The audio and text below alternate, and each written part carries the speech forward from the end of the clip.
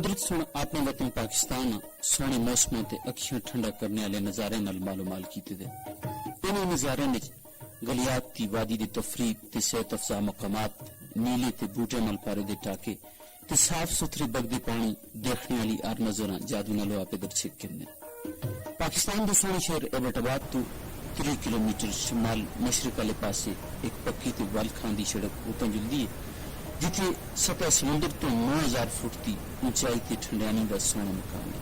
یہ علاقہ ٹھنڈے تے میٹھے پانی شور کردیاں دوڑاں تے کٹھے اونچے پہاڑ چیڑ بیاڑ تے دیار دے کرے جنگل تے انہاں وچ جنگلی حیات سیاحاں دے قیام تے دلچسپی دا خاص مرکز ہے.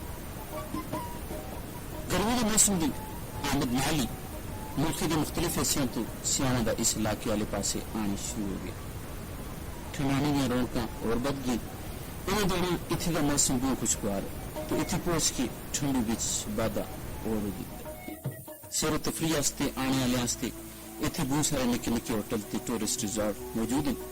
ٹھنڈانے آنے والے سیاحاں بچ بچے تے بڑے سارے ہی شامل ہیں. اصل میں پروڈیوسر مرتضیٰ قریشی نے ٹھنڈانے کی سیر واسطے آنے والے طلباء تے نوجوانوں نال گل کت کی تھی.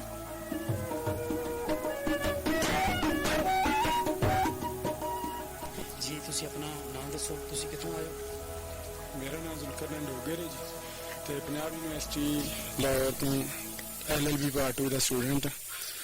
تے ہر سال پنجاب یونیورسٹی لاء کالج دا 7 دن دا ٹور ہوندا ہے جڑا نران کگان یہ ایبٹ آباد وغیرہ سارے مختلف علاقے جانا ہے. 7 دن بعد تو اسی واپس پنجاب یونیورسٹی چلے جانے. ہوں پہلا ہی دن اج ساڈا ٹھنڈیانی. تسی اپنا نام دسو، تسی اسٹوڈنٹ لاہور تو آئے ہو؟ السلام علیکم جی، میرا نام خرم شہزاد ہے.